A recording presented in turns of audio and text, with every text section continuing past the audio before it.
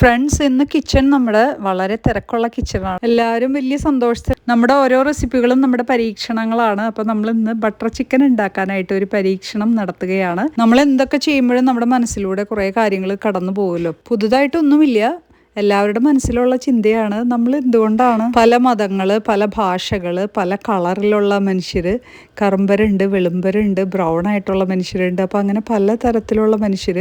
അതുപോലെ തന്നെ ഓരോ പാചകം ചെയ്യുമ്പോഴും നമുക്ക് കാണാം പല കളറിലുള്ള, പല ടേസ്റ്റിലുള്ള, അത് പല സ്ഥലങ്ങളിൽ നിന്നുള്ള ഇൻഗ്രീഡിയൻസ് ആണ് നമ്മൾ ഈ റെസിപ്പിക്ക് വേണ്ടിയിട്ട് ഉപയോഗിച്ചിരിക്കുന്നത്. കാരണം മുളക് പൊടി, മഞ്ഞൾപ്പൊടി, മല്ലിപ്പൊടിയൊക്കെ നമ്മൾ ഈ പ്രാവശ്യം നാട്ടിൽ നിന്ന് പോയി വന്നപ്പോൾ കൊണ്ടുവന്നതാണ്. ഈ ഒരു ചെറിയ ബട്ടർ ചിക്കൻ കറി ഉണ്ടാക്കാനായിട്ട് നമ്മൾ എന്തൊക്കെ ഇൻഗ്രീഡിയൻസ് ആണല്ലേ കളക്ട് ചെയ്യുന്നത്. അതുപോലെ തന്നെയാണ് നമ്മുടെ ജീവിതം എന്ന് പലപ്പോഴും നമുക്ക് തോന്നാറുണ്ട്. പറഞ്ഞു വരുന്നത് എല്ലാവർക്കും ചിലപ്പോൾ മനസ്സിലായിട്ടുണ്ടാവും. അതായത് നമ്മുടെ രാജ്യത്തിന്റെ അവസ്ഥയാണ് ഞാനിപ്പോൾ ആലോചിക്കുന്നത്. ഇപ്പോൾ ബട്ടർ ചിക്കൻ ആണ് നമ്മൾ ഉണ്ടാക്കുന്നത് എങ്കിലും നമ്മൾ എത്ര ഇൻഗ്രീഡിയൻസ് ചേർത്തിട്ടാണ് അതിൻ്റെ ഒരു രുചി കൂട്ടുന്നത്.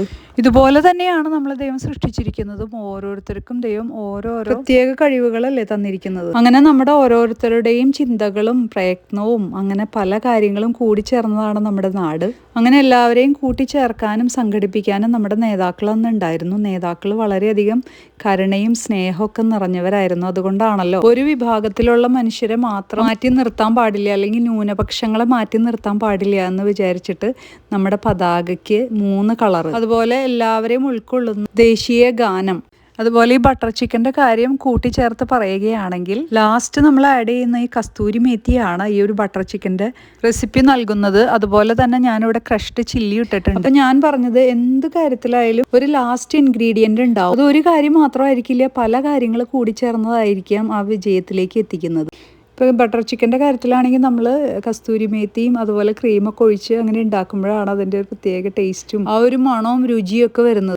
ബാക്കി എല്ലാ ഇൻഗ്രീഡിയൻസും നമ്മുടെ അടുത്ത് ഉണ്ടെങ്കിലും ഈ കസ്തൂരി മേത്തിയും ഈ ക്രീമും ഇല്ലാതെ ബട്ടർ ചിക്കൻ എന്നുള്ള റെസിപ്പി എന്തായാലും ഉണ്ടാവില്ല. ഇതുപോലെ തന്നെയാണ് നമ്മുടെ രാജ്യത്തും. നമ്മുടെ രാജ്യത്തിൽ ഗ്രീൻ, വൈറ്റ്, അതുപോലെ കാവി 3 ത്രിവർണ്ണ കളേഴ്സ്, അതുപോലെ അതിൻ്റെ നടുക്കായിട്ട് അശോകചക്രം, ഇതിൻ്റെ എല്ലാം മുകളിലായിട്ട് നമ്മുടെ ഗാന്ധിജി പറഞ്ഞ കുറേ വാചകങ്ങളും. നേതൃത്വം എന്നത് നമ്മുടെ ശക്തി കാണിക്കാനുള്ള ഇടമല്ല, മറിച്ച് ആളുകളുമായി കൂട്ടുകൂടി യോജിച്ച് പ്രവർത്തിക്കാനുള്ള പ്രവൃത്തി മണ്ഡലം. അതുപോലെ നമ്മുടെ ബൈബിളിലും ലീഡർഷിപ്പിനെ കുറിച്ച് പറയുന്ന ഒരു വാചകം എനിക്ക് ഓർമ്മ വരികയാണ്.